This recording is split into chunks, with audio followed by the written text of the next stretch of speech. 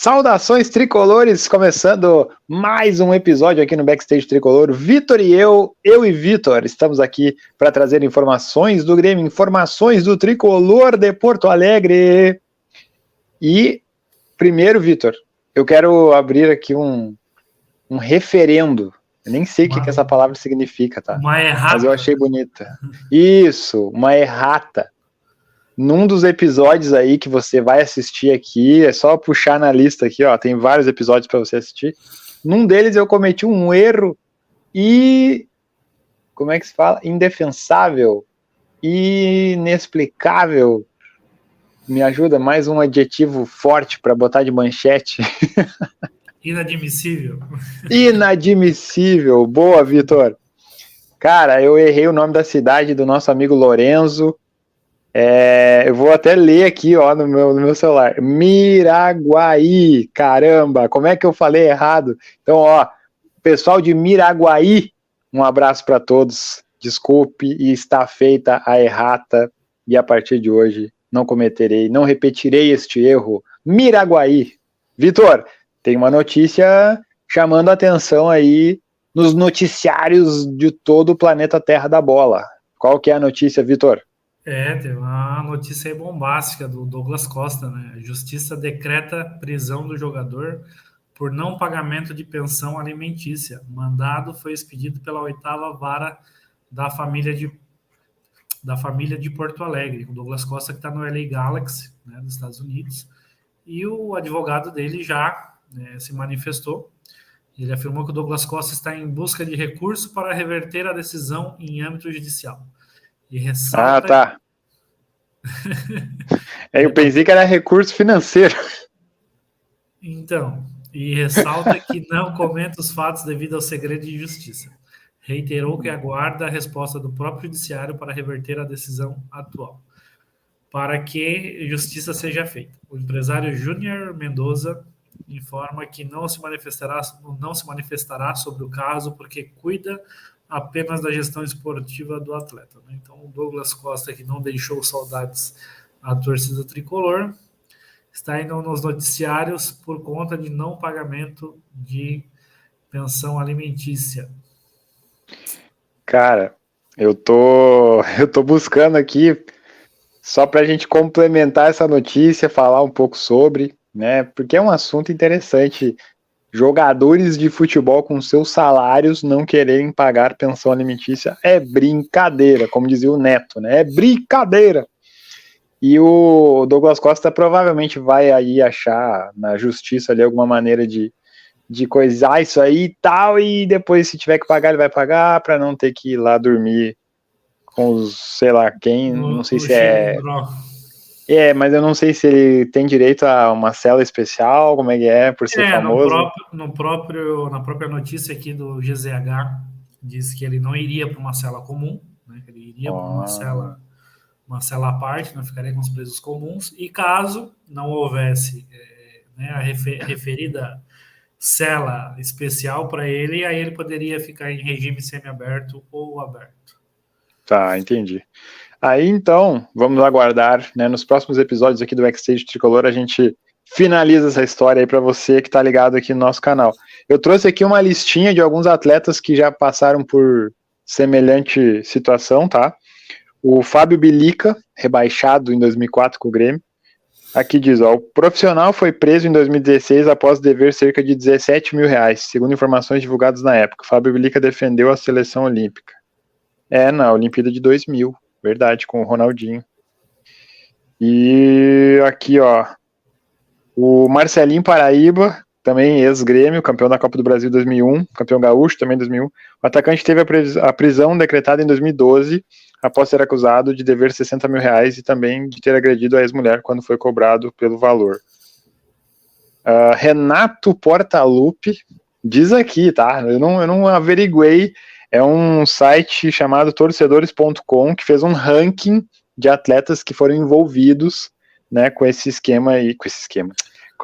situação aí de pensão alimentícia. Aí diz aqui, Renato Gaúcho foi preso em 96, quando atuava pelo Fluminense, por dever pensão alimentícia de Carol Portaluppi.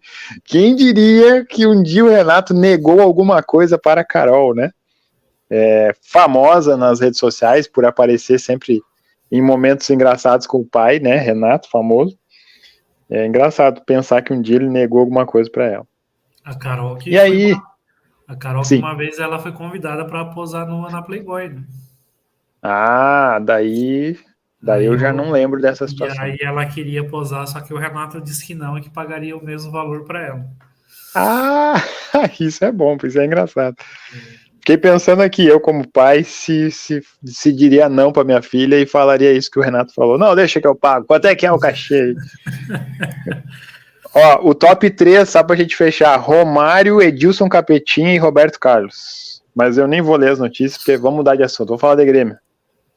Vamos falar de Grêmio. Então eu separei aqui uma listagem, porque há quem diga que o Nathan Fernandes, né, jogador da base do Grêmio, recentemente relacionado para os jogos do Tricolor, atuou E no final estreou, do né? jogo, estreou contra o Atlético Paranaense. Há quem diga que ele é um dos possíveis melhores do mundo no futuro.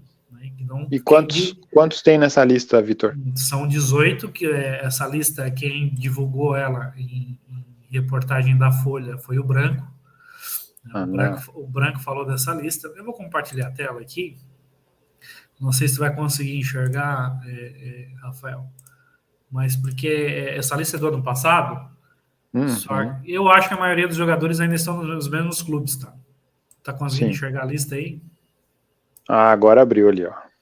Isso, aí eu vou falar aqui, né? Se tu perceber que algum jogador trocou de clube, você me avisa, né? Então seria o Rodrigo, que está no Real Madrid, Martinelli do Arsenal, Yuri Alberto do Corinthians, Caio Jorge da Juventus, Reinier do Real Madrid, Lázaro, meia do Flamengo, Marcos Leonardo, atacante do Santos, Matheus Martins do Fluminense, Patrick, lateral esquerdo do São Paulo, Vinícius Tobias, lateral direito do Real Madrid, Andrei do Vasco, Ângelo dos Santos, o Vitor Roque, né, que também jogou na última partida contra o Grêmio, do Atlético Paranaense. Vou pular aqui o Natan, Matheus Gonçalves, meia do Flamengo, Hendrick do Palmeiras, né, já tem contrato com o Real Madrid, Pedrinho, meia, Corinthians, e Luiz Guilherme, Palmeiras. Né? Então, voltando ao Nathan Ribeiro, mas é o Nathan Fernandes. O Reinier, sei lá como é que fala, ele ainda pertence ao Real Madrid, mas essa temporada ele jogou pelo Girona, ou Girona, e fez um gol em 17 jogos. Eu lembro que no Flamengo todo mundo falava desse menino aí, que hoje já tá com 21, já tá velho, né, Vitor? 21 já tá velho. E foi emprestado, e no Real Madrid até agora não estreou, ele tá sempre sendo emprestado, né? Acho que ali não vai rolar, Vitor. Espero morder minha língua, né? Espero estar errado, mas eu acho que o Reinier aí não vai vingar como imaginava. É uma pena. Essa lista aí é visando os ciclos mundiais de 2026 e 2030.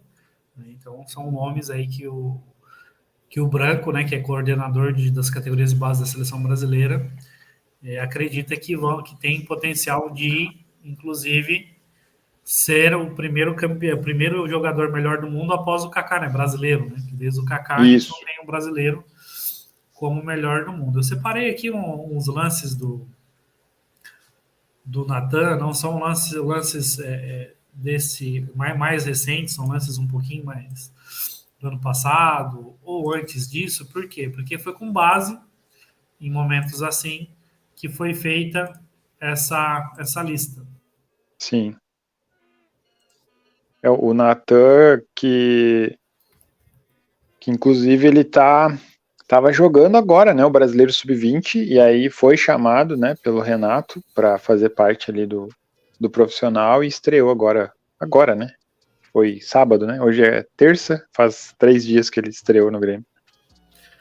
O gaúcho e o brasileiro, né? Os dois campeonatos sub-20. Isso. Oficiais, né? Porque na base há muitos campeonatos que não são organizados pelas federações ou confederações. Então, campeonatos oficiais.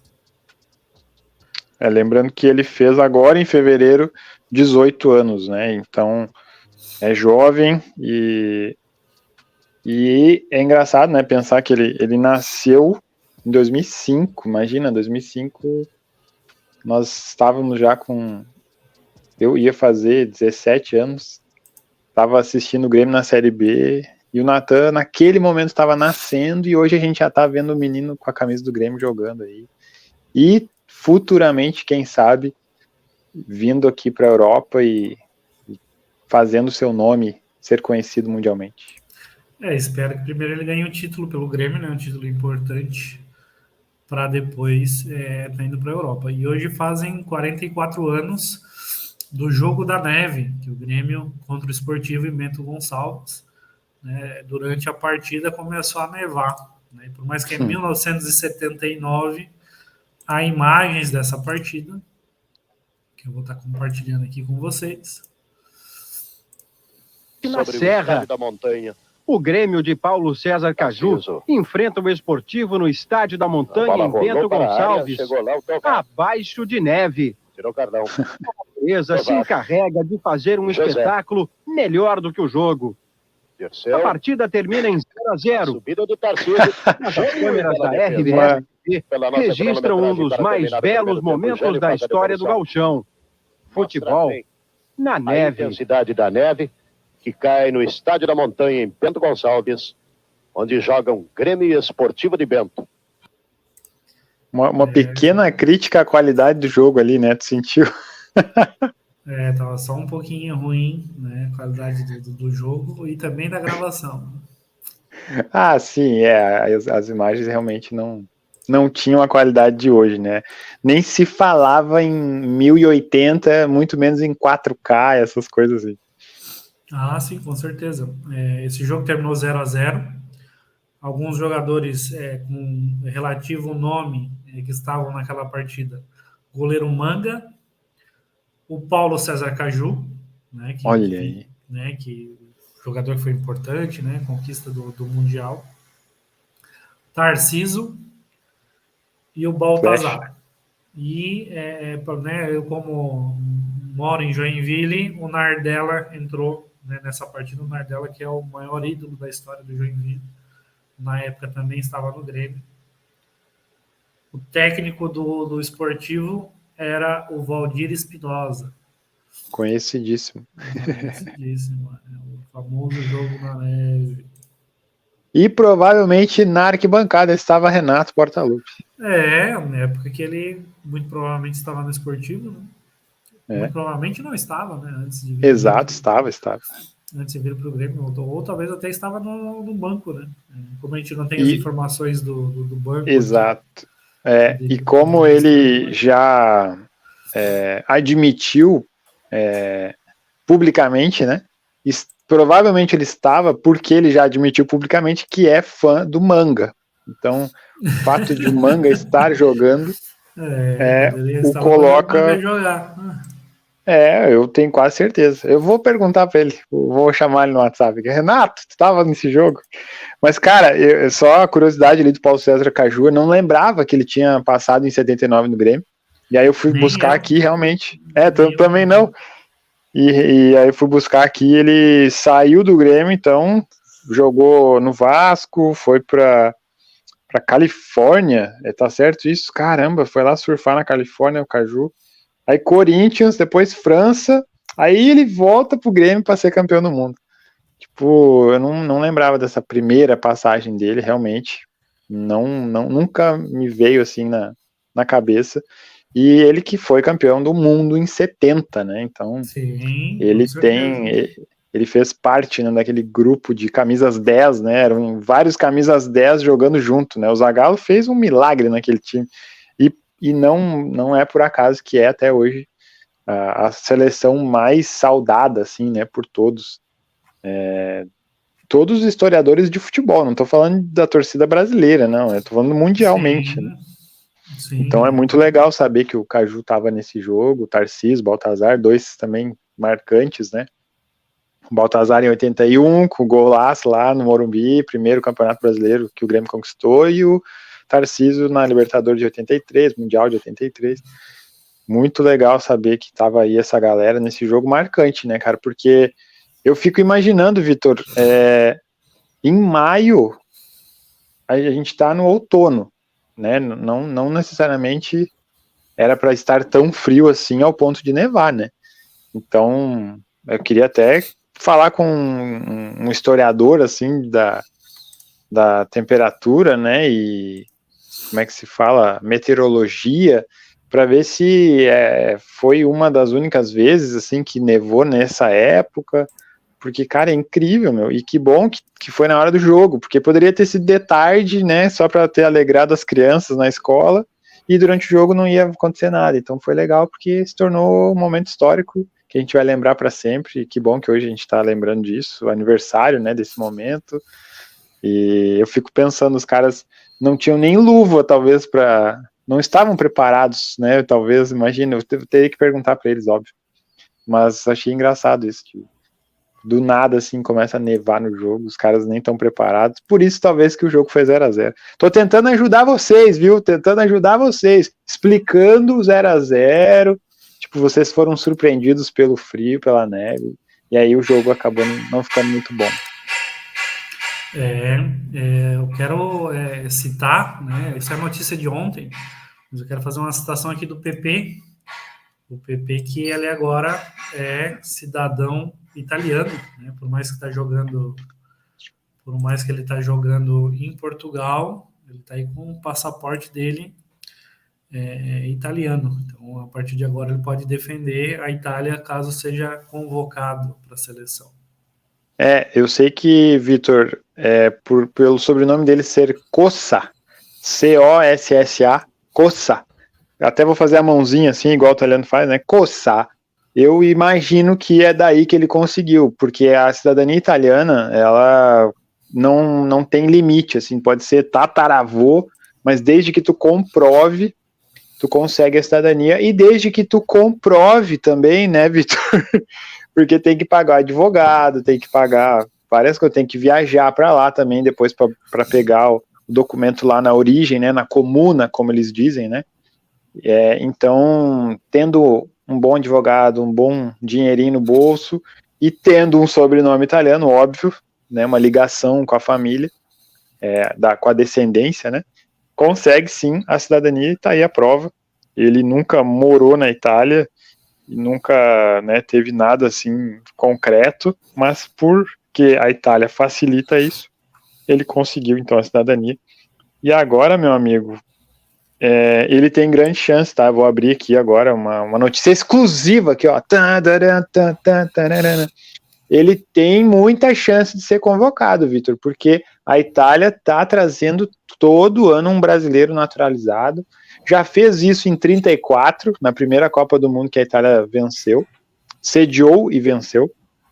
O primeiro brasileiro campeão do mundo foi em 34, não foi em 58 na seleção do Pelé. Foi em 34, o brasileiro, o Filó, como chamavam, né, carinhosamente, ele era brasileiro naturalizado italiano, sobrenome Guarisi, tem que falar com a mãozinha assim, ó. Então, atualmente o João Pedro tá naturalizado, já jogou acho que uma partida, foi convocado. Agora recente na Eurocopa, que a Itália venceu, né, tinha o Rafael Toloi, Jorginho, o Emerson Palmieri, tipo, tem muita chance do PP ser convocado, basta continuar jogando bem aqui no Porto, que ele tem feito boas atuações, já é respeitado pela torcida. Então, Vitor, essa notícia aí pode trazer, quem sabe, uma Copa do Mundo aí futuramente pro PP. Só tem que a Itália se classificar para a Copa, né, Vitor? Que tá difícil.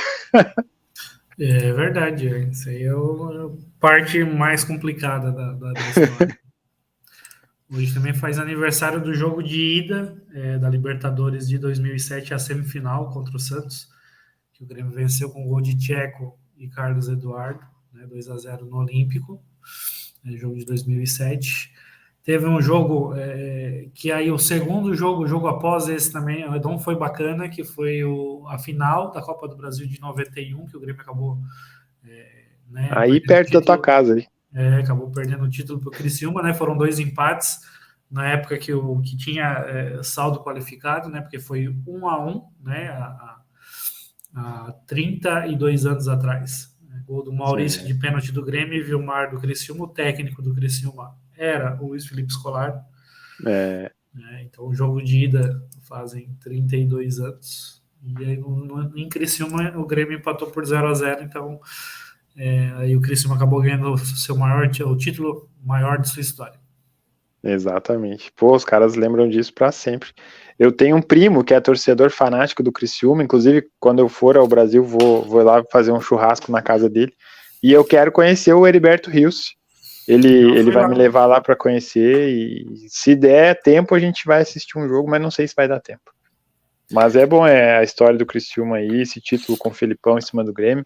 Faz parte, né? A gente podia estar aqui chorando, perdemos a Copa do Brasil. Não, cara, faz parte. Sempre alguém vai ficar triste e o outro vai levantar a taça. E sobre o outro jogo que tu falou, 16 anos, cara, já faz aquele jogo. Eu lembro que tava 1-0, gol do Tcheco. Daqui a pouco o zagueiro do Santos foi fazer uma coisa lá, perdeu a bola, o Carlos Eduardo foi lá e pimba, 2-0. Ou foi o contrário, eu acho que o do Carlos Eduardo foi o primeiro, não lembro agora, me fugiu. Mas eu lembro que aquele lance, cara, foi quem nos levou para a final, porque o jogo estava muito complicado e se a gente não faz o 2-0, a gente iria para Santos tomar 3 e 3-1, no caso, a gente fez lá, né? 3-1. E aí, se fosse só 1-0 no Olímpico, a gente estaria eliminado. Então, esse erro do zagueiro do Santos eu agradeço até hoje. Que bom estar comemorando 16 anos disso. Show de bola. O primeiro foi gol de pênalti, né? Do Tcheco. Então tá certo. E logo em seguida o Carlos Eduardo fez o segundo.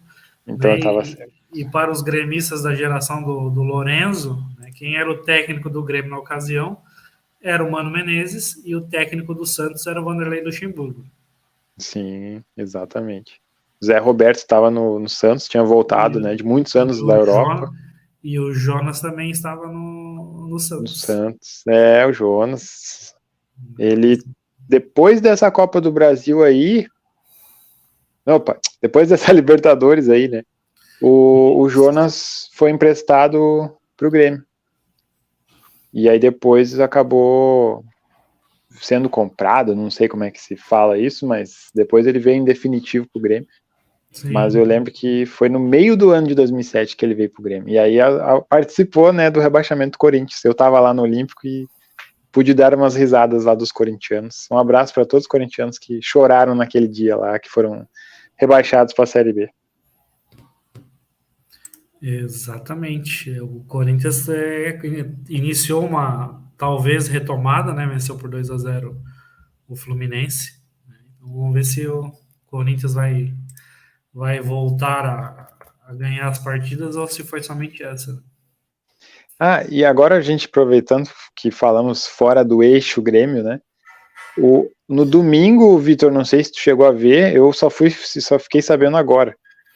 O treinador português, que é o melhor treinador atualmente, né, do país, Abel Ferreira, que já levou o Palmeiras a títulos e mais títulos, né? Estão tendo que aumentar a sala de troféus do Palmeiras, porque o homem não para de ser campeão. Ele tomou uma atitude, no mínimo duvidosa, né? Porque ele arrancou o celular da mão de um jornalista e depois na coletiva disse que, peço desculpas se eu me excedi. Tá, tudo bem, desculpas aceitas.